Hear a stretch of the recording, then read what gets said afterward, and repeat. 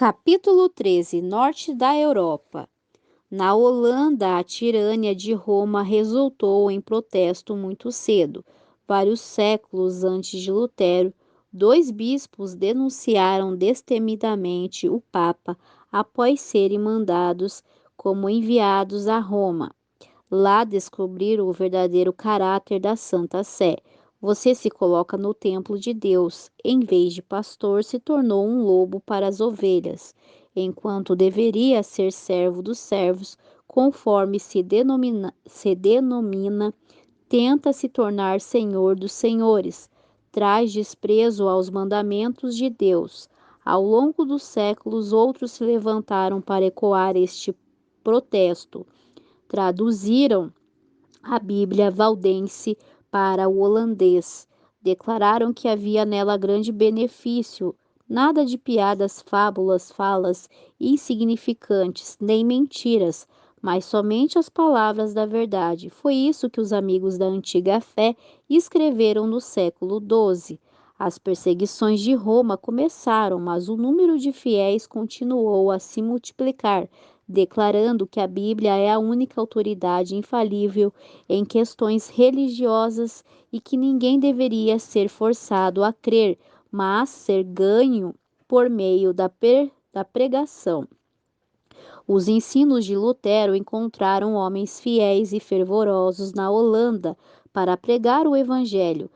Menno Simons, que recebeu educação católica romana e foi ordenado padre, era completamente ignorante em relação à Bíblia e se recusava a lê-la por temer se tratar de heresia. Tentou silenciar a voz de sua consciência por meio de uma vida pecaminosa, mas não conseguiu. Depois de um tempo, foi atraído ao estudo do Novo Testamento. Leu também os escritos de Lutero e esse estudo o levou a aceitar a fé reformada. Pouco depois, viu um homem ser condenado à morte por ter sido rebatizado. Isso o levou a estudar o tema do batismo infantil na Bíblia. Viu que o arrependimento e a fé são condições necessárias para o batismo. Meno deixou a Igreja Católica e dedicou a vida ao ensino das verdades que havia aceitado.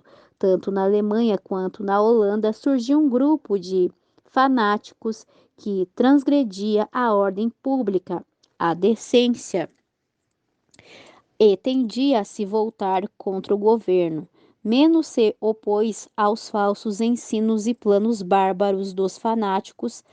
Por 25 anos viajou pela Holanda e pelo norte da Alemanha, exercendo ampla influência e demonstrando com a própria vida os princípios que ensinava. Era um homem íntegro, humilde e manso, sincero e fervoroso. Muitas pessoas se converteram por intermédio de sua obra. Na Alemanha, o imperador Carlos V havia proibido a reforma, mas os príncipes registraram a tirania do monarca. Na Holanda, o poder dele era maior e decretos de perseguição rapidamente sucederam um ao outro. Ler a Bíblia, ouvi-la ou pregá-la, orar a Deus em segredo, não se prostrar diante de uma imagem, cantar um salmo, todas essas coisas eram passíveis de pena de morte. Milhares foram executados durante o reinado de Carlos e Felipe II. Em certa ocasião, uma família inteira foi levada diante dos inquisidores, acusada de não ir à missa e adorar a Deus em casa. O filho mais novo respondeu: Nós nos ajoelhamos e pedimos a Deus que ilumine nossa mente e perdoe nossos pecados. Oramos por nosso rei para que seu governo seja próspero e sua vida seja feliz. Pedimos por nossos oficiais para que Deus os preserve. O pai e um dos filhos foram condenados à fogueira. Além dos homens, mulheres, meninas também demonstravam coragem inabalável. Havia esposas que permaneciam ao lado do marido na estaca. Enquanto ele suportava o fogo, elas sussurravam palavras de consolo ou cantavam salmos para animá-los. Moças condenadas a serem enterradas vivas se deitavam na sepultura como se estivessem indo para o quarto dormir à noite. Outras se dirigiam ao cadafalso e ao fogo vestidas com as melhores roupas, como se estivessem prontas para seu casamento. A perseguição aumentou o número de testemunhas em prol da verdade. Ano após ano, o imperador incitava essa obra cruel, mas não teve sucesso em erradicar a reforma. Guilherme de Orange finalmente concedeu liberdade de adoração a Deus na Holanda. Dinamarca. O evangelho entrou pacificamente nos países do norte. Estudantes de Wittenberg voltavam para casa levando a fé reformada à Escandinávia. Os escritos de Lutero também espalharam a luz. O ousado povo do norte se afastou das corrupções de Roma para receber de bom agrado as verdades cheias de vida da Bíblia.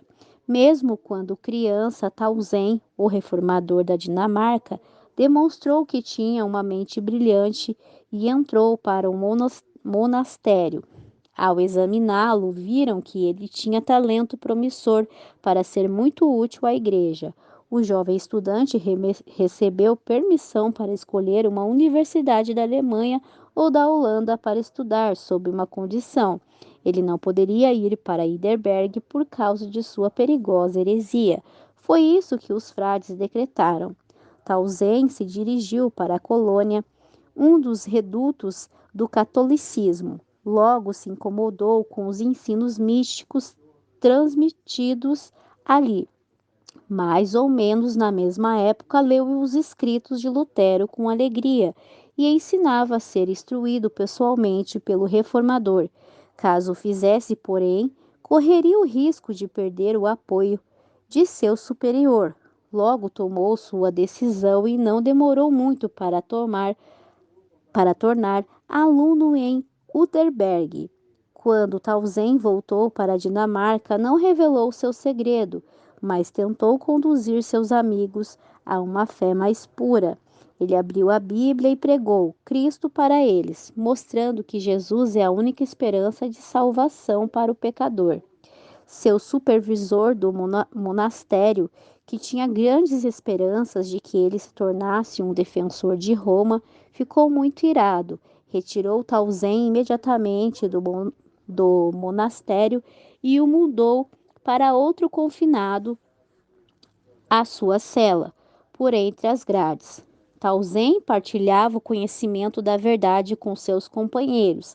Se aqueles padres dinamarqueses fossem familiarizados com o plano da igreja para lidar com as heresias, nunca mais se ouviria falar de Tausen novamente.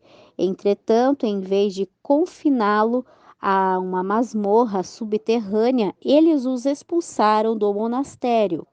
Um decreto real recém-proclamado oferecia proteção a quem ensinava a nova doutrina. Tausen encontrou igrejas abertas para ele e o povo se aglomerava para ouvir. O Novo Testamento em dinamarquês circulava amplamente. Os esforços para extinguir a obra acabaram resultando em sua ampliação. Em pouco tempo, a Dinamarca declarou que havia aceitado a fé reformada. Suécia. Também na Suécia, dois jovens de Wittenberg levaram a água da vida aos seus conterrâneos. Dois líderes da reforma sueca, Olavo e Lourenço Petri, foram alunos de Lutero e Melanchthon, assim como o grande reformador Olavo cativava ao povo com sua eloquência. Já Lourenço, como Melanchthon, era reflexivo e calmo. Ambos demonstravam coragem inabalável. Os sacerdotes católicos incitaram o povo ignorante e supersticioso. Várias vezes Olavo Petri mal escapou com vida. No entanto, esses reformadores contavam com a proteção do rei, que estava comprometido com o movimento de reforma e recebeu de bom grado esses talentosos auxiliadores na batalha contra Roma. Na presença do rei e dos homens mais importantes da Suécia, Olavo Petri defendeu a fé reformada com grande habilidade.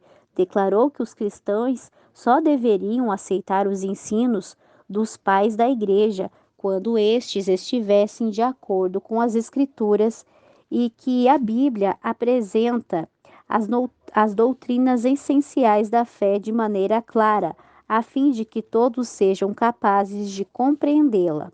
Esses acontecimentos nos mostram o tipo de homens que formavam os exércitos reformadores. Não eram indivíduos iletrados, barulhentos, de mentalidade fechada e que gostava de discutir. Longe disso, eram homens que haviam estudado a palavra de Deus e sabiam usar muito bem as armas que o arsenal divino lhe providenciará. Eram eruditos e teólogos, homens que dominavam completamente todo o sistema da verdade evangélica, capazes de conquistar uma vitória fácil sobre os falsos argumentos das escolas e autoridades de Roma. O rei da Suécia aceitou a fé protestante e a Assembleia Nacional votou em seu favor. A pedido do rei, os dois irmãos, Olavo e Lourenço Petri, começaram a tarefa de traduzir a Bíblia inteira. A Assembleia ordenou que em todo o reino os ministros deveriam explicar as Escrituras e as crianças deveriam aprender a ler a Bíblia nas escolas. Liberta da opressão de Roma, a nação alcançou força e grandeza que nunca havia tido. Um século depois, essa nação, antes tão frágil, livrou a Alemanha durante o terrível conflito de guerra dos 30 anos. Foi o único país da Europa que ousou estender a mão em auxílio. Todo o norte da Europa parecia prestes a se submeter novamente à tirania de Roma. Todavia, o exército sueco permitiu que a Alemanha conquistasse tolerância aos protestantes, restaurasse a liberdade de consciência nos países que haviam aceitado a reforma.